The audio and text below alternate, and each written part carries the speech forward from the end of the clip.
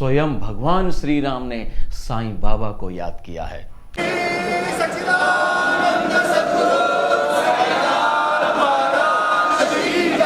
जब साईं बाबा राम के नाम से जब श्री राम नवमी मनाते हैं तो वो भगवान श्री राम साईं बाबा के बिना अपनी स्थापना कैसे कर सकते हैं।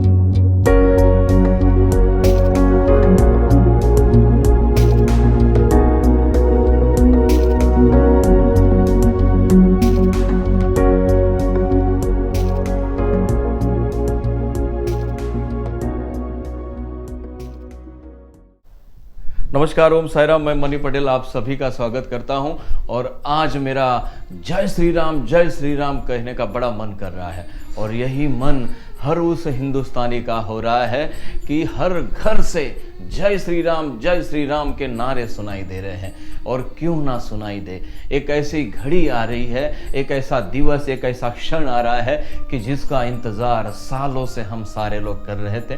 जी हाँ, 22 जनवरी, जिस दिन भगवान श्री राम अयोध्या वापस लौट रहे हैं।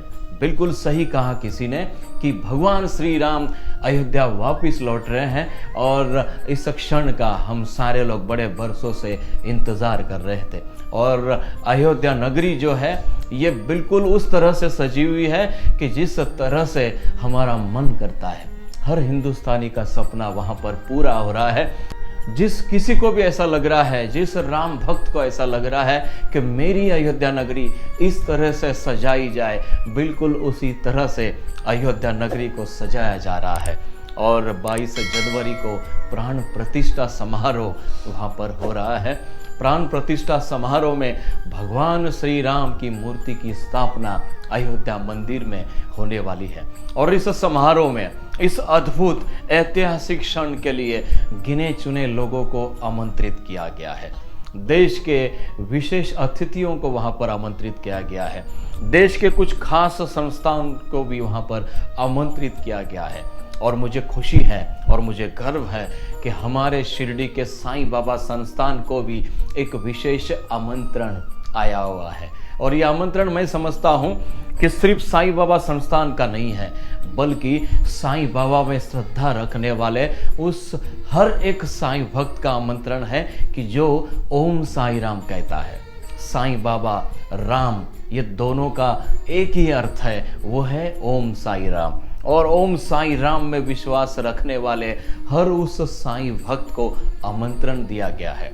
मैं आपको बताना चाहता हूँ, बड़ी खुशी होती है जब राम के साथ साईं को जोड़ा जाता है। और क्यों ना जोड़ा जाए, आपको पता होगा, सभी साईं भक्त जानते हैं कि साईं बाबा की पावन भूमि शिरडी में श्री राम नवमी की शुरुआत, जिसका शुभारंभ स्वयं साईं बाबा ने किया था। द्वारकामाई में साईं बाबा ने श्री राम नवमी की शुरुआत की और उस दिन से बड़े धूमधाम से शिरडी में श्री राम नवमी मनाई जाती है। और इस रामनवमी त्यौहार के लिए, उत्सव के लिए दुनिया भर से लाखों साईं भक्त शिरडी आते हैं और ओम साई राम कहते हुए रामनवमी को मनाते हैं। मुझे बड़ी खुशी होती है कि जब अयोध्या नगरी से साईं बाबा की शिरडी के लिए जब न्योता आया, आमंत्रण आया, हर उस साईं भक्त की जो खुशी है वो 7वें आसमान पर थी। मुझे और एक बात आपसे कहने के लिए बड़ी खुशी होगी, गर्व महसूस होगा, वो है जब अयोध्या नगरी से जब अक्षता कलश का जब रथ शिरडी पहुंचा तो अक्षता का जो पवित्र जो कलश है वो साईं बाबा के पावन समाधि को स्पर्श करते हुए साईं बाबा मंदिर के जो पुजारी हैं उनके माध्यम से बड़े मंत्रोच्चार के साथ, साईं बाबा की आरती के साथ, राम आरती के साथ वहाँ पर अक्षता कलश का पूजन वहाँ पर किया गया। और दुनिया भर के साईं भक्तों को एक अलग खुशी का एहसास उस दिन हुआ। और आज जब अयोध्या नगरी से जब ये आमंत्रण साईं बाबा संस्थान को आया है तो हम सभी साईं भक्तों का ये मानना है कि स्वयं श्री राम ने, स्वयं भगवान श्री राम ने साईं बाबा को याद किया है। और जी हाँ, जब साईं बाबा राम के नाम से जब श्री राम नवमी मनाते हैं तो वो भगवान श्री राम साईं बाबा के बिना अपनी स्थापना कैसे कर सकते हैं। तो 22 तारीख को साईं बाबा संस्थान के साथ साथ कई ऐसे गणमान्य लोग शिरडी से वहाँ पर जाएंगे और भगवान श्री राम का जो स्थापना दिवस है, जो इस संस्थान के अधिकारी भी वहाँ पर मौजूद रहेंगे। बड़ा खुशी का दिन है। तो मैं सभी साईं भक्तों को बहुत बहुत शुभकामनाएं देना चाहता हूं कि जिस घड़ी का हम सारे लोग इंतज़ार कर रहे थे वो घड़ी आखिर आ गई है।